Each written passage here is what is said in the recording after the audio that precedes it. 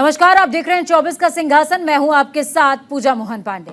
नमस्कार, आपके साथ मैं हूं चारुल शर्मा। चलिए खबरों की शुरुआत करते हैं। महाराष्ट्र के बारे में सबसे पहले बात करते हैं। महाराष्ट्र के नंदुरबार में चौथे फेज में यानी 13 मई को वोटिंग होनी है।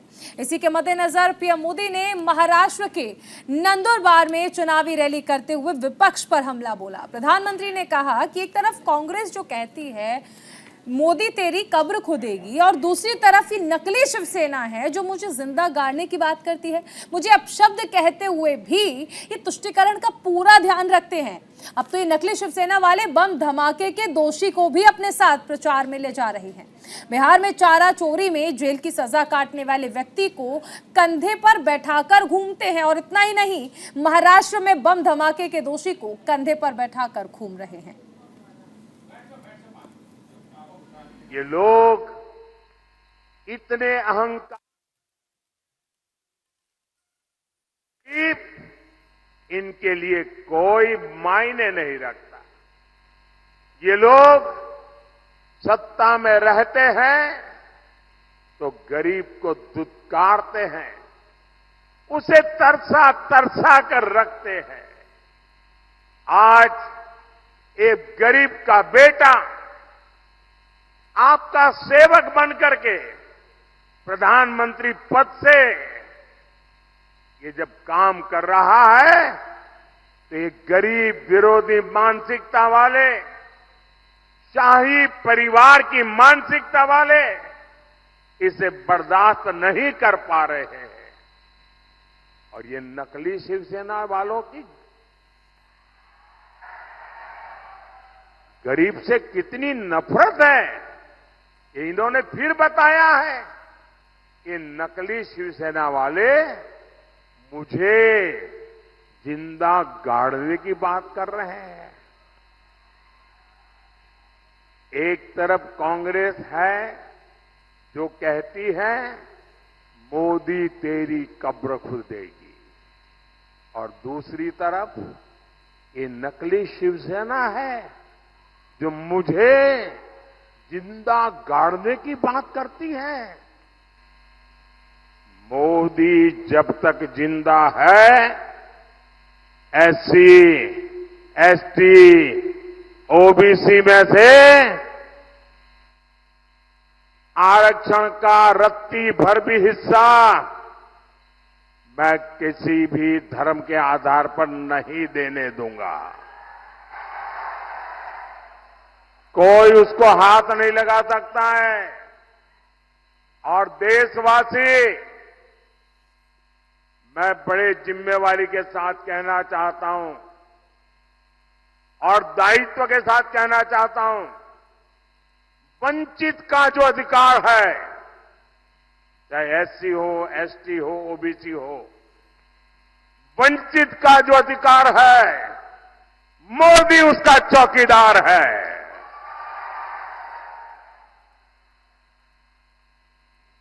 मोदी की चौकीदार में जब मोदी जैसा चौकीदार हो, किसने अपनी मां का दूध पिया है जो आपका हक छीन सकता है।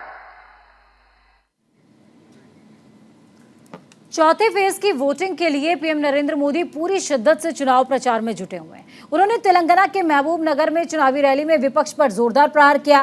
पीएम मोदी ने धर्म आधारित आरक्षण को लेकर के कांग्रेस को आड़े हाथों लिया। उन्होंने दो टूक शब्दों में कहा, कांग्रेस देश को धर्म और जाति के नाम पर बांटने में लगी हुई है।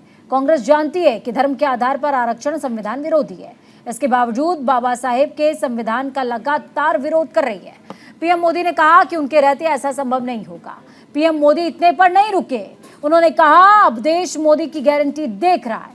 मोदी की गारंटी का मतलब है विकास की गारंटी। मोदी की गारंटी का मतलब है राष्ट्रीय सुरक्षा की गारंटी। मोदी की गारंटी का मतलब अगले 5 साल 5 वर्षों में गरीबों के लिए 3 करोड़ नए घर बनाने की गारंटी।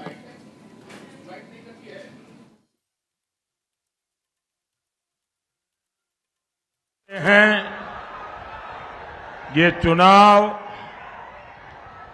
देश के भविष्य का चुनाव है।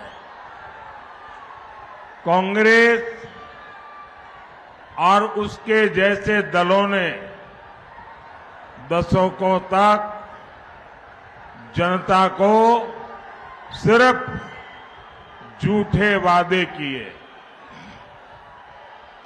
लेकिन अब देश मोदी की गारंटी देख रहा है।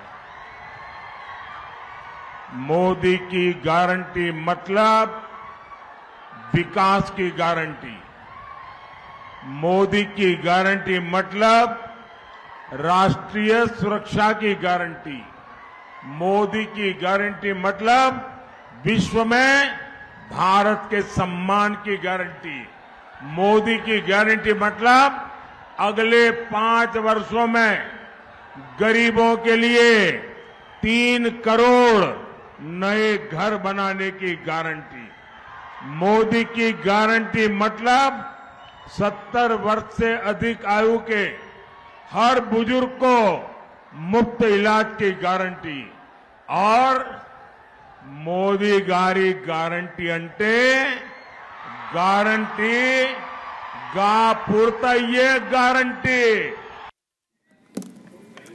उधर हाल ही में शिवसेना के उम्मीदवार अमोल कीर्तिकर की चुनावी सभा में मुंबई सीरियल ब्लास्ट के आरोपी इकबाल मूला उर्फ बाबा चौहान नजर आया और इसके बाद बीजेपी ने उद्धव ठाकरे पर निशाना साधा। पीएम मोदी ने आरोप लगाया कि नकली शिवसेना बम धमाके के आरोपी को कंधे पर घुमा रही है। इस मसले पर उद्धव ठाकरे ने पीएम मोदी पर पलटवार करते हुए कहा, अगर मैं नकली तो पीएम भी नकली।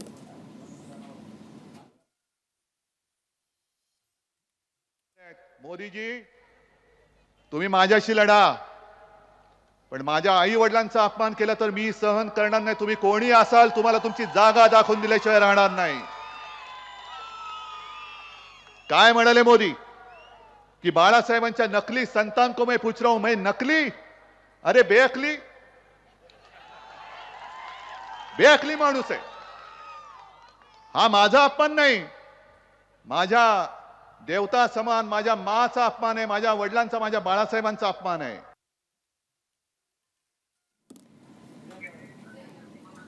लोकसभा चुनावों को लेकर बीजेपी ने चुनाव प्रचार में पूरी ताकत झोंक दी है। इसी कड़ी में केंद्रीय गृह मंत्री अमित शाह ने झारखंड के खूंटी और पश्चिम बंगाल के नादिया में चुनावी रैली को संबोधित किया। खूंटी में 13 मई को मतदान होने हैं। अमित शाह ने झारखंड मुक्ति मोर्चा पर हमला बोला। उन्होंने कहा, सत्ता हासिल करने के लिए जेएमएम यानी कि झारखंड मुक्ति मोर्चा कांग्रेस के साथ जा खड़ी हुई, लेकिन कांग्रेस ने सालों तक आदिवासियों के हक को रोकने के लिए झारखंड के गठन में अड़ंगा लगाया। शाह ने कहा, झारखंड राज्य तब बना जब अटल बिहारी वाजपेयी देश के प्रधानमंत्री बने। उन्होंने झारखंड को बनाने और आगे ले जाने का काम किया। नदिया में उन्होंने कहा, ममता बनर्जी को शर्म आनी चाहिए कि एक महिला मुख्यमंत्री के होते हुए सालों तक धर्म के आधार पर महिलाओं का शोषण किया गया।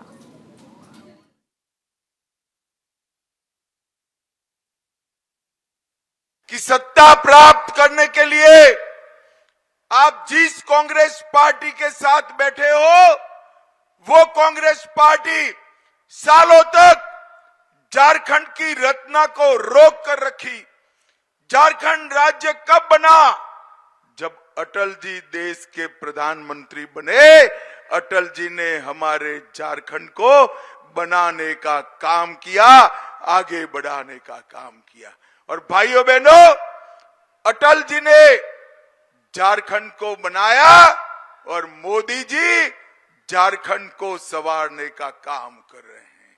हमारे देश में सालों से कांग्रेस के राज में आदिवासियों का पूरा उनका कोई ध्यान नहीं रखा जाता।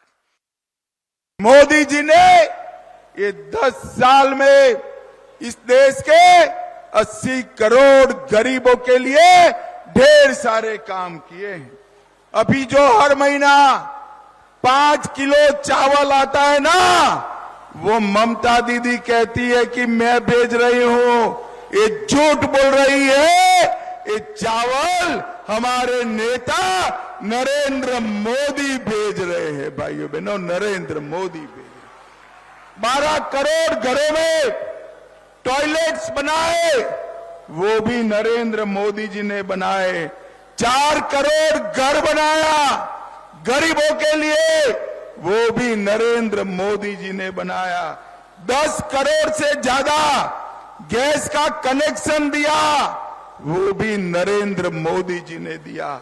और 14 करोड़ लोगों को नल से जल देने का काम किया, वो भी नरेंद्र मोदी जी ने दिया।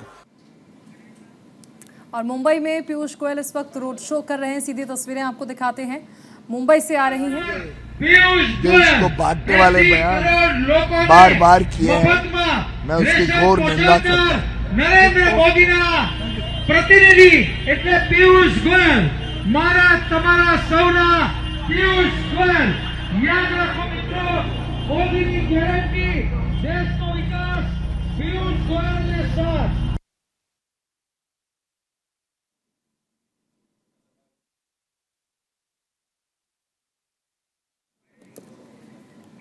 उत्तर प्रदेश के मुख्यमंत्री योगी आदित्यनाथ ने गोरखपुर में चुनावी रैली में विपक्षी दलों पर जोरदार हमला बोला। उन्होंने कहा कि विपक्ष ने अपनी हार मान ली है। कांग्रेस, समाजवादी पार्टी और बीएसपी ने अपनी हार स्वीकार कर ली और इसीलिए वो भगवान राम पर टिप्पणी कर रही हैं। सीएम योगी ने कहा कि कोई कहता है कि राम मंदिर बेकार बना, तो कोई कहता है कि भारत को इससे क्या लाभ है। आतंकियों की पैरवी करने वालों को राम मंदिर तो बुरा ही लगेगा, क्योंकि इनकी सरकार थी तब राम जन्मभूमि पर आतंकी हमला करने वालों पर इन दलों ने कोई कार्रवाई नहीं की थी। लोकसभा चुनाव के 3 चरण संपन्न हो चुके हैं। चौथा चरण 13 मई को होगा और 7वें चरण में गोरखपुर संसदीय क्षेत्र में भी, और गोरखपुर क्षेत्र में 8 लोकसभा क्षेत्रों में मतदान होना है। पूरे देश के अंदर पहले से तय है 3 चरणों का चुनाव का मतलब आधा चुनाव संपन्न हो चुका है। 285 लोकसभा सीटों पर चुनाव संपन्न हो चुके हैं। मुझे भी अब तक देश के अंदर 9 राज्यों में जाने का अवसर प्राप्त हुआ है और मैं इस बात को कह सकता हूं कि पूरे देश के अंदर आज जो एक स्वर गूंज रहा है और वह है कि फिर एक बार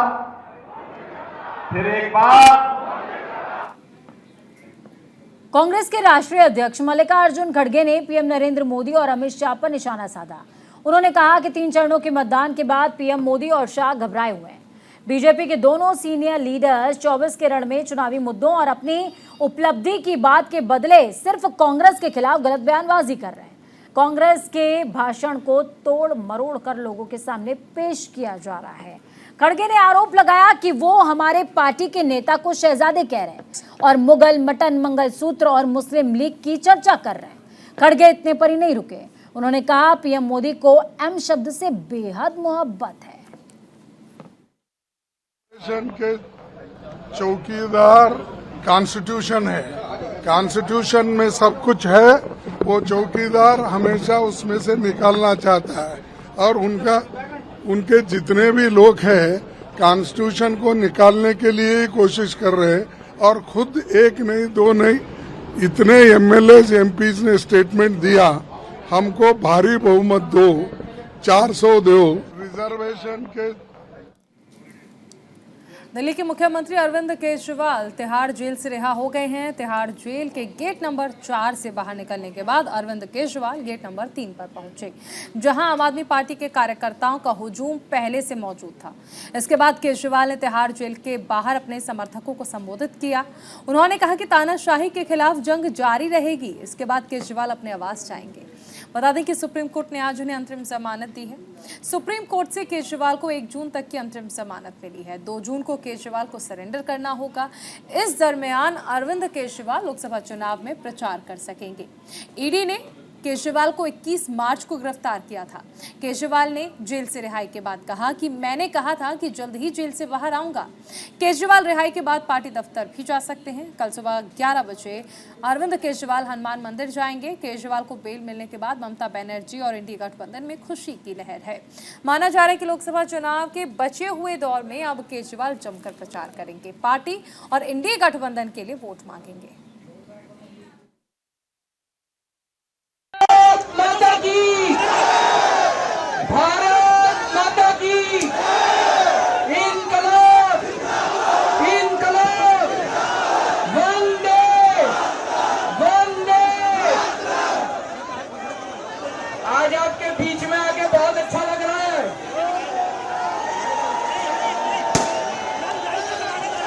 मैंने कहा था ना मैं जल्दी आऊंगा, मैंने कहा था ना जल्दी आऊंगा, आ गया। सबसे पहले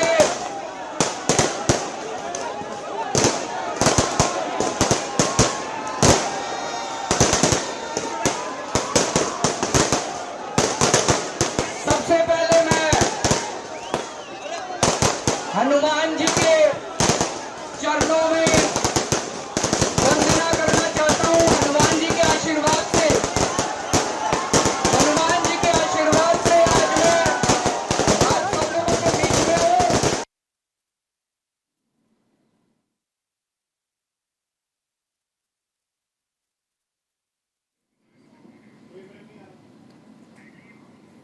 तो देखिए अरविंद केजरीवाल के आवास के बाहर की तस्वीरें आपको दिखा रहे हैं। सुप्रीम कोर्ट से अंतरिम बेल मिलने के बाद अरविंद केजरीवाल, अभी आप सुन रहे थे कि तिहाड़ जेल के बाहर अरविंद केजरीवाल ने क्या कुछ बोला था, लेकिन अब जो लाइव तस्वीरें दिखा रहे हैं उसमें देखिए अरविंद केजरीवाल अपने आवास पहुंच चुके हैं।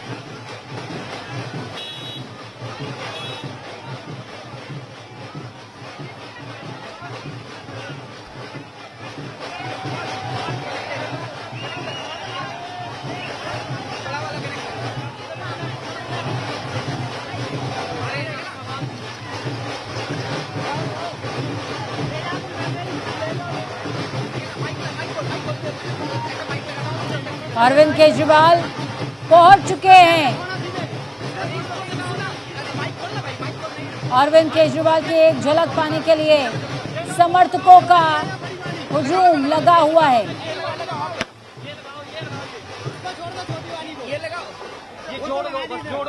अरे नहीं, आप जोड़ो, इसमें मैं लेके भाग रहा हूं, थोड़ा करते जाओ, जोड़ दो दोनों।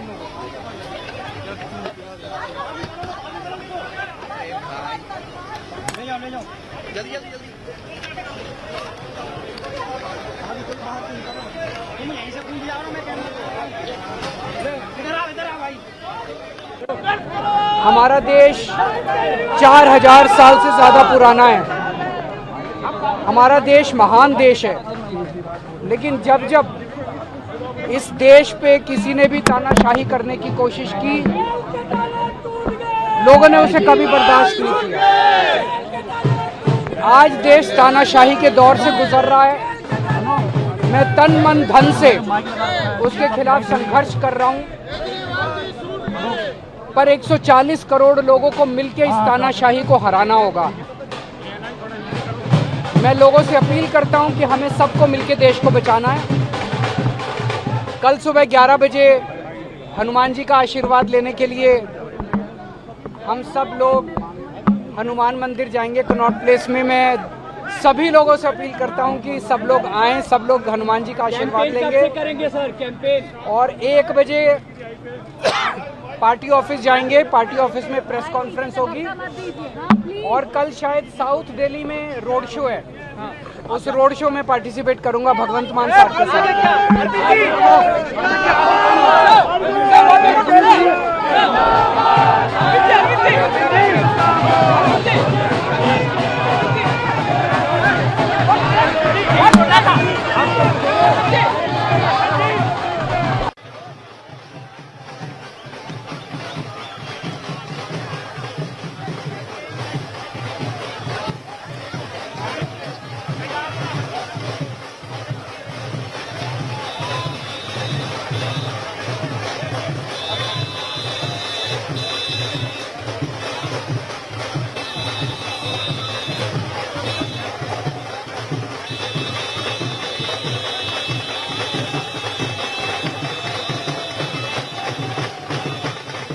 अरविंद केजरीवाल ने साफ तौर पर कहा है हनुमान मंदिर में दर्शन, पीसी और उसके बाद भगवंत मान के साथ साउथ दिल्ली में रोड शो में पार्टिसिपेट करने वाले हैं।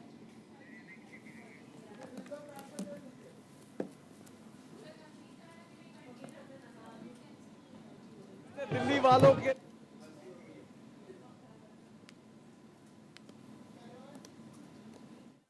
आओगे, बाहर आए, दिल्ली वाले आज दिवाली मना रहे हैं और इस तानाशाह सरकार को कल से जवाब भी देंगे और अच्छे तरीके से देंगे।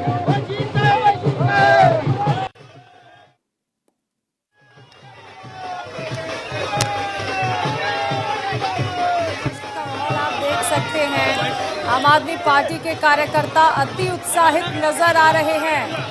दिल्ली के मुख्यमंत्री अरविंद केजरीवाल जेल से बाहर आ चुके हैं। अंतरिम जमानत उन्हें सच्चाई की जीत हुई और जिस षड्यंत्र के तहत मुख्यमंत्री को जेल में डाला गया था, माननीय सर्वोच्च न्यायालय ने सच्चाई की जीत हुई।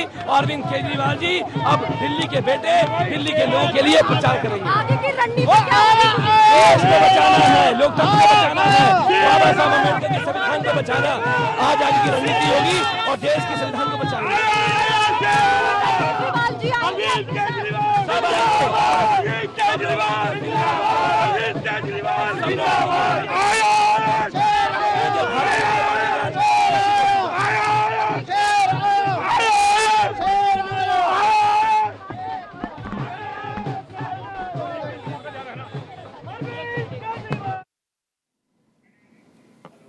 तो वहीं दूसरी तरफ शराब घोटाला मामले में जेल में बंद दिल्ली के सीएम अरविंद केजरीवाल को बड़ी राहत मिली है।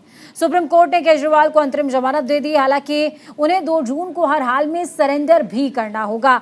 आम आदमी पार्टी के नेताओं ने कोर्ट के फैसले का स्वागत किया। तो वहीं असम के मुख्यमंत्री हेमंता बिस्वा शर्मा ने अरविंद केजरीवाल की अंतरिम जमानत पर निशाना साधा। उन्होंने कहा, ये क्या जमानत है? कोई इज्जतदार आदमी ये जमानत लेता है क्या? तो वहीं विनम्रता पूर्वक अस्वीकार करेगा इस जमानत को। यह कोई जमानत है कि आप जाओ और फिर 1 तारीख को वापस आ जाओ। लेकिन आप वो तो क्या बेल मिला? बोले आप चोर हैं लेकिन आप 1 महीना का कैंपेन करो। वो बेल बोलता है क्या? कोई रेस्पेक्टफुल लोगों बेल लेगा ही नहीं, बोलेगा आई पोलाइटली डिक्लाइन। वो क्या बेल है कि आप जाओ 1 तारीख फिर वहां पर आ जाओ। सुप्रीम कोर्ट ने दिल्ली के मुख्यमंत्री अरविंद केजरीवाल को शराब घोटाले से जुड़े मनी लॉन्ड्रिंग मामले में 1 जून 2024 तक के लिए अंतरिम जमानत दे दी है और इसमें शिवसेना नेता संजय निरुपम का बयान आया। उन्होंने कहा कि जेल या जमानत के बजाय पहले उन्हें मुख्यमंत्री पद से हटाया जाना चाहिए। एक आरोपी जेल से सरकार कैसे चला सकता है? को जेल या बेल के बजाय सबसे पहले उससे मुख्यमंत्री पद से हटाना चाहिए। वो हजारों करोड़ रुपए के शराब घोटाले के एक अभियुक्त हैं और वो अभियुक्त अब तक जेल में था और आगे भी 1 जून के बाद उसको जेल में जाना पड़ेगा। तो जेल में जो अभियुक्त है वो सरकार कैसे चला सकता है? ये एक बड़ा प्रश्न है। सवाल संवैधानिक प्रावधानों का नहीं है, सवाल नैतिकता का है। केजरीवाल स्वयं कहा करते थे कि किसी भी नेता पर कोई आरोप लगे तो उसको तत्काल अपने पद से इस्तीफा दे देना चाहिए। वक्त एक छोटे से ब्रेक का है।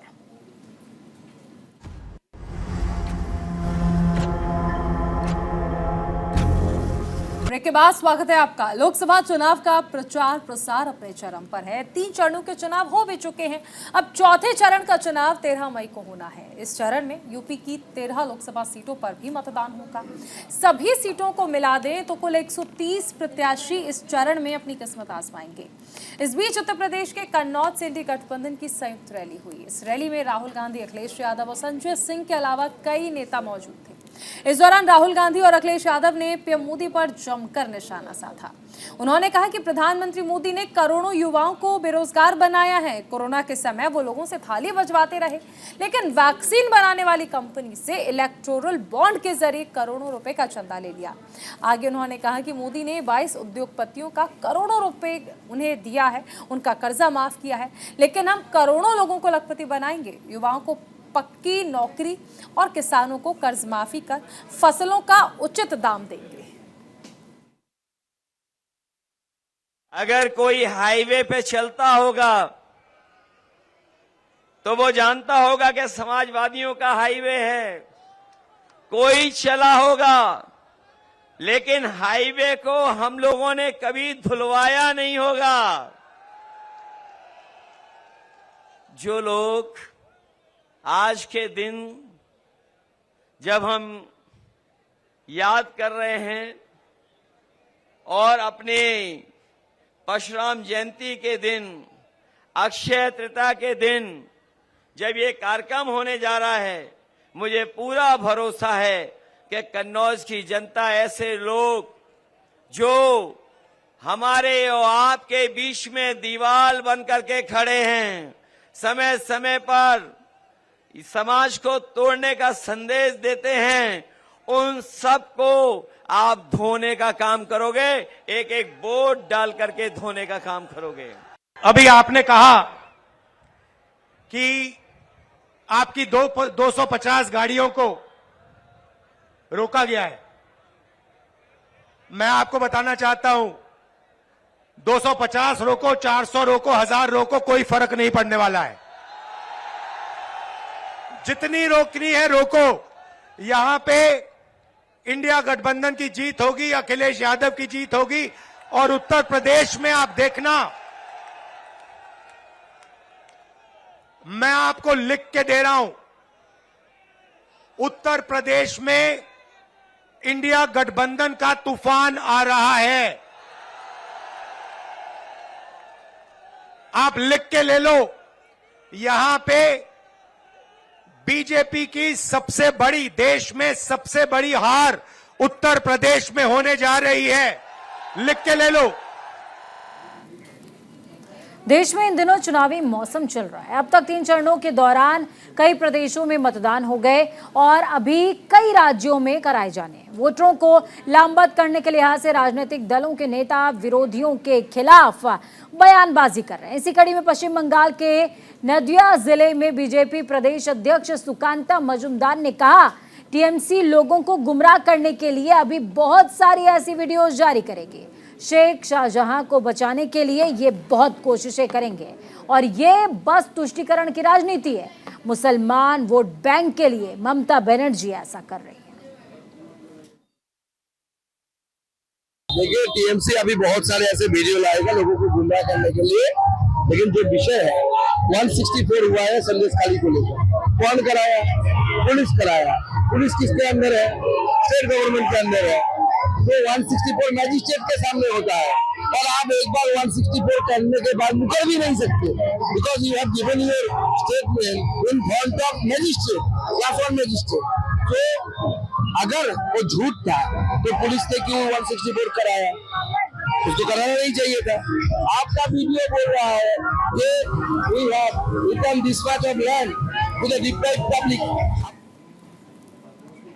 लोकसभा चुनाव के बीच राजस्थान के मुख्यमंत्री भजन लाल शर्मा पुणे पहुंचे। बीजेपी ने बतौर स्टार प्रचारक साउथ के राज्यों में प्रवासी राजस्थानियों को साधने की बड़ी जिम्मेदारी उन्हें दी है। राजस्थान की लोकसभा चुनाव की वोटिंग के बाद से मुख्यमंत्री भजन लाल तेलंगाना, रांची, हैदराबाद, आंध्र प्रदेश और दिल्ली का दौरा कर चुके हैं। आने वाले दिनों में महाराष्ट्र में कई जनसभाओं को संबोधित करने के अलावा मुंबई और पुणे में प्रवासी राजस्थानियों से संवाद का कार्यक्रम भी है। यहाँ उन्होंने बताया कि देश में बहुत अच्छा माहौल है। प्रधानमंत्री मोदी पर देश की जनता विश्वास कर रही है। नरेंद्र मोदी ने देश के विकास से लेकर सीमाओं की सुरक्षा और दुनिया में देश का गौरव बढ़ाने तक बहुत अच्छे काम किए। निश्चित रूप से पूरी तरह से करेंगे। 4 जून को जब रिजल्ट आएगा, 4 जून 400 पार। कैसा माहौल है? आप अलग बहुत सभी जगह माहौल है, बहुत अच्छा माहौल है सभी जगह। मैं बंगाल के अंदर गया हूँ, वहाँ भी हमारी सीट बहुत अच्छी संख्या में बढ़ेंगे। झारखंड में भी बढ़ने वाली है, तेलंगाना में बढ़ने वाली है, आंध्रा में हमारा समझौता है वो भी बढ़ने वाला है। सभी जगह पूरे देश के अंदर बहुत अच्छा माहौल है, इसलिए कि देश के यशस्वी प्रधानमंत्री नरेंद्र मोदी जी पर देश की जनता विश्वास कर रही है, क्योंकि अब तक जो कांग्रेस ने किया था, जनता के साथ धोखा किया था। उत्तर प्रदेश के सीतापुर और श्रावस्ती में उत्तराखंड के मुख्यमंत्री पुष्कर सिंह धामी ने लोकसभा चुनावों के मद्देनजर जनसभा को संबोधित किया। सीएम धामी ने सीतापुर भारत माता की जय के साथ वहां पर अपने भाषण का आगाज किया। हम सबका संकल्प है कि मोदी जी को तीसरी बार प्रधानमंत्री बनाना है। अक्षय तृतीया के मौके पर उत्तराखंड में चारधाम यात्रा की शुरुआत भी हो गई है और कपाट खुलते ही दर्शन करते हुए जनसभाओं में आप सबके बीच पहुंचा हूं। इस दौरान सीएम धामी ने सपा, बसपा और कांग्रेस पर जुबानी प्रहार किया और कहा, इन लोगों को राम मंदिर पर सवाल खड़ा करना था। उन्होंने कहा कि गुंडे माफियाओं पर लगाम लगाने का काम योगी आदित्यनाथ ने किया। डबल इंजन की सरकार ने प्रदेश और देश में विकास के नए आयाम स्थापित किए। मोदी जी के नेतृत्व में धारा 370 हटी और किसी भी तरह का कोई बवाल नहीं हुआ। जितने भी अन्य पिछड़ा वर्ग के लोग हैं, उन सबसे मैं कहना चाहता हूं कि आपको कांग्रेस के साथ ही जो समाजवादी पार्टी और बहुजन समाज पार्टी है, जो आज जातिवाद के नाम पर हमारे यहां पर कुछ वोट लेना चाहते हैं, वो जीतने के लिए वोट नहीं लेना चाहते हैं, भाइयों बहनों को अपना अस्तित्व बचाने के लिए वोट लेना चाहते हैं। क्योंकि पता है कि सरकार किसकी बनने वाली है। पूरे देश के अंदर एक ही चर्चा होती है, सरकार मोदी जी की ही बनने वाली है, सरकार भारतीय जनता पार्टी की ही बनने वाली है, सरकार एनडीए की ही बनने वाली है, प्रधानमंत्री मोदी जी ही बनने वाले हैं। लोकसभा चुनाव में मध्य प्रदेश के मुख्यमंत्री मोहन यादव जोर शोर से बीजेपी प्रत्याशियों के पक्ष में प्रचार कर रहे हैं। चुनावी मौसम में भाग दौड़ के बीच लंबे समय के बाद आज मोहन यादव अपने उज्जैन स्थित पुश्तैनी घर पर विश्राम करने वाले हैं। 3 लोकसभा सीटों पर बीजेपी प्रत्याशियों के पक्ष में रोड शो करेंगे और इस दौरान वो आम सभा को संबोधित करेंगे। मोहन यादव धार, खरगोन और उज्जैन लोकसभा सीट पर बीजेपी के समर्थन में जनता से वोट मांगेंगे। इस बीच उन्होंने कहा कि मैं आज दिन भर से अलग अलग स्थानों पर रोड शो कर रहा हूँ। जो जन सैलाब उमड़ रहा है वो बता रहा है कि बीजेपी पीएम मोदी के प्रति लोगों में कितना प्रेम है और भारी बहुमत से बीजेपी की जीत होगी। मंडलेश्वर धामनोद में लगातार आज दिन भर से अलग अलग रोड शो कर रहा हूं और जो जन सैलाब उमड़ रहा है ये बता रहा है कि भाजपा के प्रति, माननीय मोदी जी के प्रति कितना प्रेम है। भारी बहुमत से 13 मई को भारतीय जनता पार्टी जीतेगी और कांग्रेस हारेगी। मंडलेश्वर धामनोद में लगातार आज दिन भर से अलग अलग रोड। चुनाव का चौथा चरण करीबन आने के साथ ही राजनीतिक दल एक दूसरे के खिलाफ बयानबाजियां कर रहे हैं। इसी बीच भाजपा नेता नवनीत राणा और INDIA गठबंधन या यूं कहें कि AIMIM प्रमुख असदुद्दीन ओवैसी के बीच भी जुबानी जंग छिड़ी हुई है। ओवैसी ने अपने छोटे भाई के तीखे तेवरों की बात करते हुए कहा, मैंने उसे समझाकर रोक रखा है, वरना सालार का बेटा है, वो बहुत मुश्किल से समझाकर बैठाना पड़ता है। अब असदुद्दीन ओवैसी के बयान पर नवनीत राणा ने एक बार फिर से पलटवार किया है। क्या कुछ कहा है, सुन लीजिए। बड़े ने, ओवैसी ने कहा कल एक मंच पे बहुत उत्साह के साथ, हेट्रेड स्पीच के साथ, कि मैंने छोटे को दबा के रखा और हमारा छोटा तोप है। मैं आपको बताना चाहूंगी बड़े कि ऐसे तोप को तो हम घर के बाहर सजावट के लिए रखते हैं। बड़ा कहता है कि छोटा हमारा खूंखार है। अरे ऐसे खूंखार हम घर में पालते हैं। ये याद रखना कि मैं भी माजी सैनिक की बेटी हूं, कि मैं भी देखना चाहती हूँ मुर्गी और मुर्गी का बच्चा कब तक खैर मनाता है। और बड़ा कहता है कि मैंने छोटे को संभाल के रखा है, मैंने छोटे को समझा के रखा है। अरे समझा के रखा है इसलिए बड़े तुम्हारे आंखों के सामने, नहीं तो आज राम भक्त और मोदी जी के शेर हर गली में घूम रहे हैं। दबा के रखा है इसके लिए नजरों के सामने है। इतना ही मैं कहूंगी और मैं भी देखती हूँ, बहुत जल्द मैं हैदराबाद आती हूँ, मैं देखती हूँ मुझे कौन रोकता है। जो महाराष्ट्र से आके छोटे छोटे, अरे छोटे को रोक के रखा हूं, छोटे को बहुत रोक के रखा हूं। अगर जिस दिन मैं छोटे को बोला कि मियां मगर आराम कर तो तुम संभाल लो, फिर तुम संभालो। छोटे छोटे, तुमको मालूम ही क्या है छोटा क्या है नहीं मालूम, तुमको तोप है वो। बोर बच्चा है, सालार का बेटा है, बहुत मुश्किल से समझा के बिठाना पड़ता उनको, बहुत मुश्किल से। और उनको समझाने वाले का नाम असदुद्दीन ओवैसी है, किसके बाप को नहीं सुनने वाला है छोटा।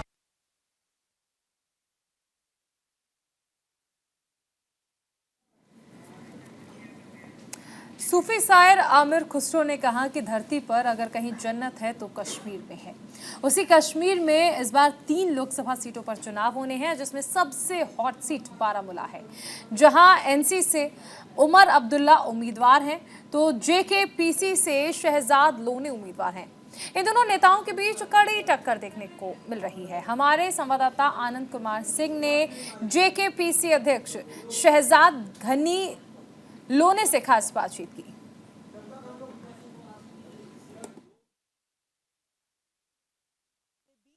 इफ्को के चेयरमैन और वाइस चेयरमैन को लेकर बीजेपी के 2 विधायकों के बीच में मुकाबला हुआ। दिलीप सिंघानिया चेयरमैन निर्विरोध चुन लिए गए हैं। हमारे साथ मौजूद हैं सर बहुत बहुत शुभकामनाएं कि आप निर्विरोध चुने गए हैं। सर मेरा पहला सवाल, 5 साल से आप हैं इसी पद पर, क्या विजन रहा, क्या सफलताएं रही और आगे का विजन आपका क्या रहेगा? इफ्को शुरू में देश के लिए एक बड़ी संस्था थी। आर्टिकल 370 वो मुद्दा है जिसको लेकर भारत में सियासत खूब आई है। बीजेपी और कांग्रेस इसको लेकर अपने अपने हिसाब से सियासत को तूल भी दे रहे हैं। हमारे संवाददाता आनंद कुमार सिंह ने अपनी पार्टी के अध्यक्ष अल्ताफ बुखारी से खास बातचीत की और कश्मीर से जुड़े तमाम मुद्दों पर उनका पक्ष भी जाना है। हमारे साथ बात करने के लिए अल्ताफ बुखारी साहब हैं। अल्ताफ बुखारी साहब अपनी पार्टी के अध्यक्ष हैं और राजनीति को लेकर 2024 यानी कश्मीर में इस बार अपने नुमाइंदों के साथ आगे बढ़ रहे हैं। आइए उनसे बात करते हैं। सर, इस बार की सियासत यानी 2024 के लोकसभा चुनाव में आप अपनी सियासत को कहां देखते हैं? देखिए, मुझे लगता है जो चुनाव इस वक्त हो रहा है वो 2020 में जब हमने पार्टी बनाई, जिस नैरेटिव को हमने शुरू किया, अल्हम्दुलिल्लाह हर एक पार्टी वही उसी नैरेटिव पे चुनाव लड़ रही है। अगर चुनाव का मेन मुद्दा आप मुझे कहें तो अभी भी स्टेटहुड एक बहुत बड़ा मुद्दा है कि स्टेटहुड वापस लानी है और हमारे जो बच्चे जेलों में हैं या जिनकी वेरिफिकेशन नहीं हो रही है, यही मेन मुद्दे हैं। इवन नेशनल कॉन्फ्रेंस और पीडीपी इनके इर्द गिर्द ही घूम रहे हैं। ठीक है, कोई यहाँ वहाँ बातें करती हैं, कोई जमातें कि साहब हम 370 वापस लाएंगे, लेकिन जनरल लोगों को पता है कि सुप्रीम कोर्ट के डिसीजन के बाद इनमें से कोई ऐसा कोई चीज़ नहीं कर सकता। सर, आपने आर्टिकल 370 की बात की, चाहे नेशनल लेवल से ले लें चाहे स्टेट लेवल तक, ये मुद्दा अपने अपने अनुसार पार्टियां हमेशा भुनाती रही हैं। आपको क्या लगता है कि पहले की सरकारों ने कहीं ना कहीं इसको लेकर गुमराह किया या आज जो हालात हैं उसके बदलने के बाद कुछ अंतर आया है? देखिए, गुमराही है। अगर गुमराह नहीं किया होता, हमने देखा जब उठ गया तो इसमें तो कुछ नहीं था। इसमें जो दो चीज़ें जिसे कहते हैं ना, the heart of this article for a common man, वो था ये कि यहाँ की नौकरियाँ इसके बच्चों को मिले, यहाँ की ज़मीनों पे कोई और ना आके। तो वो दोनों चीज़ें तो प्रोटेक्ट की हैं गवर्नमेंट ऑफ इंडिया ने, कर दी। तो उसके बाद लोगों को, पॉलिटिशियंस को हाँ ज़रूर, झंडा उनके डबल झंडा लगता था, वो नहीं है। फिर वो इसी को लेके ब्लैकमेल दिल्ली को करते, शायद उनको वो नहीं मिलेगा करने को। और काफ़ी सारी चीज़ों पे वो कोई एक्ट वहाँ पास होता था, यहाँ पास नहीं होता था, फिर ये कहते थे हमें बड़ी मुश्किल से करना पड़ता है ये करना, जबकि प्रैक्टिकली हमें कोई ख़ास फ़ायदा तो कभी हुआ नहीं है। पॉलिटिकल ख़ानदानों को फ़ायदा हुआ, लेकिन आम लोगों को कोई फ़ायदा नहीं हुआ। अल्ताफ बुखारी साहब इसमें क्या सोचते हैं? आर्टिकल 370 हटा, वो सही था या गलत? देखिए, सही तो हम में से कोई नहीं इसको कहेगा। क्यों? फिर दिया ही क्यों था आप लोगों ने? ये तो दिल्ली की सरकार ने ही दिया था। Why did you, if it had no meaning, why did you give it? हटाना was not a good thing, लेकिन the way it was taken away, everybody felt the way it was taken away. लेकिन हम निकले उसी के लिए जिद्दोजहद की। And I am thankful to the prime minister and home minister जिन्होंने हमें ये प्रोटेक्शन दे दिया। अब वो मेरी पार्टी नई है और हमारा मीडिया सेल इतना तेज़ नहीं था जो लोगों में इसको इशू बनाता, तो हमें शायद वोट मांगने भी नहीं निकलना पड़ता। क्यों? हमने वो प्रोटेक्शन लाया। 370 नाम नहीं है उसका, मतन तो वही है जो था। लेकिन बहरहाल लोगों को, इसीलिए आपने देखा कोई डिफरेंस नहीं दिख रही है 5 अगस्त 2019 और आज में, क्योंकि common man was concern only with these two things which are protected again. Sir, अगर दिल्ली की बात की जाए तो बीजेपी गवर्नमेंट ये कहती है कि हमने आर्टिकल 370 को बहुत ही खूबसूरत तरीके से हटाया, कोई हिंसा नहीं हुई और आज कश्मीर ज़्यादा सशक्त है और ज़्यादा विकास की तेज़ी से आगे बढ़ रहा है। मैं बिल्कुल इस स्टेटमेंट से एग्री करता हूँ। क्यों? कोई वायलेंस नहीं हुई, ठीक है, उन्होंने इंतज़ाम ऐसा किया था, लेकिन लोगों को भी आपको क्रेडिट देना पड़ेगा। अगर लोग घरों से निकलते तो सिक्योरिटी फोर्सेस को तो कुछ रिएक्ट करना पड़ता, कुछ नहीं निकले, कोई नहीं निकला। तो लोगों ने भी कहीं ना कहीं सच्चाई को एक्सेप्ट कर लिया। सच्चाई ये है, उठा। अब हम खुश हैं या नहीं हैं वो तो बात जाहिर है कि हम खुश नहीं होंगे, लेकिन कोई मरा नहीं। आज अमन है। अमन दिल्ली को नहीं चाहिए, अमन जम्मू कश्मीर के लोगों को चाहिए। उसका फ़ायदा हमें मिलता है, तो हम सब समझते हैं कि ये फ़ायदा हमें अच्छा मिला इसका। सर, अगर बात बीजेपी की जाए तो वो कहती है कि आर्टिकल 370 वापस अब कभी नहीं आएगा, लेकिन कांग्रेस कहती है कि अगर हमारी सरकार बनी और आपकी एनसी भी उसमें साथ है, वो कहती है हम आर्टिकल 370 को लेकर दोबारा वापस आएंगे। अगर ऐसा है कि वो ला सकते हैं, they should have kept it in their manifesto. Manifesto में क्यों नहीं रखा है? हाँ देखिए, अगर मैनिफेस्टो में नहीं है, मैंने तो राहुल गांधी को कहीं नहीं सुना ये कहते हुए कि हम 370 वापस लाएंगे। ये तो बेवकूफ़ बना रहे हैं हमारे लोगों को, लेकिन हमारे लोग बेवकूफ़ नहीं बनेंगे। उनको सबको पता है कि ये धोखा 70 साल से होता रहा है। जो ये कहते हैं वो कभी नहीं करते। सर किसने दिया है धोखा 70 सालों से? मैं कहता हूँ दोनों सरकारें, दिल्ली ने भी और जम्मू कश्मीर की सरकारों ने भी, ये तो साथी थे एक दूसरे के। सर आखिरी सवाल मेरा ये है कि चुनाव सर पर है और 370 वो मुद्दा है जो भारत के साथ साथ कश्मीर भी लगातार उठा रहा है, तो आपको क्या लगता है कहीं ना कहीं कश्मीर इस मौके को भुनाना चाहता है अपने हक में? देखिए मैं बताऊंगा, कश्मीर में सियासतदानों के बिना आपने कहीं लोगों में ये देखा मुद्दा? अफसोस लोगों को ज़रूर है, लेकिन लोगों के लिए as long as they get the protection on jobs, protection on land and statehood back, it is almost of no consequence to them. Sir एक लास्ट सवाल ये है कि अगर इस चुनाव की बात की जाए तो नेशनल कॉन्फ्रेंस को कितना मजबूत देखते हैं, पीडीपी को कितना मजबूत देखते हैं और आपके अलायंस को? देखिए 70 साल की एक पार्टी है, बल्कि 80 साल की पार्टी है। ग्राउंड पे वर्कर है, नेता भी बहुत बड़े बड़े हैं। ऐसा तो मैं कहूँगा नहीं कि साहब वो कहे उनका ग्राउंड पे प्रेजेंस नहीं है। सबसे बड़ी ऑर्गेनाइजेशनली स्ट्रांग अगर कोई पार्टी है तो नेशनल कॉन्फ्रेंस ज़रूर है। हैविंग सेड दैट, 2002 से इनका डिक्लाइन शुरू हुआ। अब ये पहुंच गए हैं, जितने इनके नेता हैं उतनी ही सीटें ये लेते हैं। ये now it is not a pan J&K party, ऐसी बात नहीं। PDP was a bubble created by Delhi and finished also by them. कहीं ना कहीं उनको क्यों नहीं आपस में बनी, आज भी हैं, ऐसा नहीं है। महबूबा जी जहर उगलती हैं। She speaks the language which nobody else can speak in Jammu and Kashmir because she is the only one जो अभी भी कहीं ना कहीं दिल्ली की फेवरेट है। हमसे बात करने के लिए बहुत ही शुक्रिया सर। कैमरामैन केडी के साथ मैं आनंद कुमार सिंह, न्यूज़ इंडिया कश्मीर।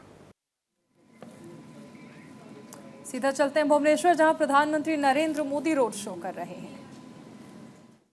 उड़ीसा की बात की जाए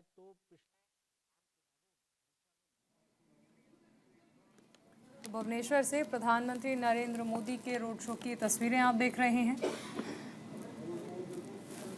रात का वक्त है, लेकिन जो उत्साह लोगों में आप देख पाएंगे वही बताने के लिए काफ़ी है कि देश के यशस्वी प्रधानमंत्री नरेंद्र मोदी जब भुवनेश्वर पहुंचते हैं तो जनता किस तरह से दिल खोलकर उनका स्वागत करने के लिए इस वक्त भी सड़कों पर मौजूद है।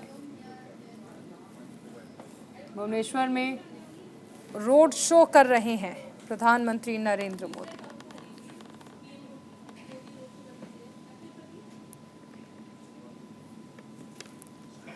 तस्वीरें भुवनेश्वर के सड़कों से आप देख सकते हैं, हर तरफ बीजेपी का झंडा और ये हुजूम जो सड़क के दोनों तरफ आप देख पा रहे हैं।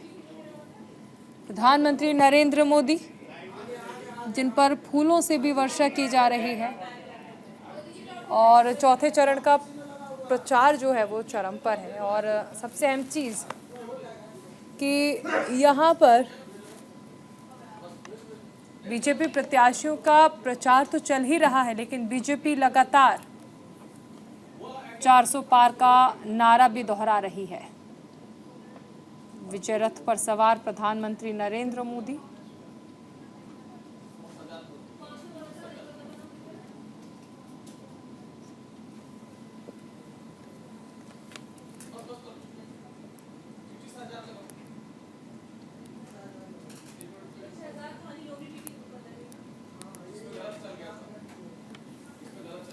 भुवनेश्वर से प्रधानमंत्री नरेंद्र मोदी के रोड शो की तस्वीरें।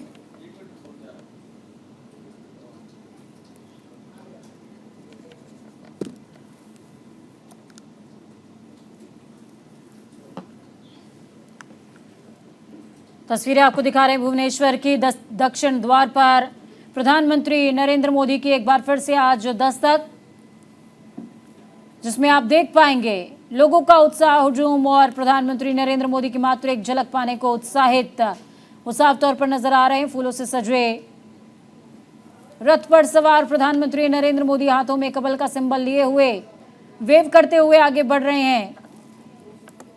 आपको उत्तर और दक्षिण की रैली में एक दिलचस्प अंतर नजर आएगा। प्रधानमंत्री जब उत्तर में रैली करते हैं तो वहां की भव्यता बहुत अलग होती है, लेकिन जब ये रैली दक्षिण में होती है तो भव्यता का जो समागम है वो थोड़ा सा अल्प हो जाता है, लेकिन सिंप्लिसिटी ज़्यादा नज़र आती है। और खासकर जब दक्षिण में प्रधानमंत्री रैली कर रहे होते हैं उस दौरान उनके हाथ में कमल का चिन्ह ज़रूर होता है, क्योंकि ये बात बीजेपी भी बहुत अच्छे से समझती है और बीजेपी आलाकमान भी कि दक्षिण द्वार के अंदर अभी भी बीजेपी लगातार दस्तक देने की ही पोजीशन में है। उसकी आवक उतनी ज़्यादा नहीं है, लेकिन इस लोकसभा चुनाव में बीजेपी का दावा, दक्षिण द्वार में बीजेपी मुखरता और प्रबलता के साथ अपनी मौजूदगी दर्ज कराएगी। इस बीच प्रधानमंत्री नरेंद्र मोदी की एक झलक पाने के लिए लोगों में उत्साह भी है और तमाम बीजेपी समर्थक सड़क के दोनों तरफ मंच बनाए हुए प्रधानमंत्री की प्रतीक्षा में। कुछ लोग प्रधानमंत्री की फोटोज को कैप्चर कर रहे हैं, कुछ उनके उत्साह को कैप्चर कर रहे हैं, कुछ उनके भाव को कैप्चर कर रहे हैं, कुछ उनके अभिनंदन में आरती भी कर रहे हैं।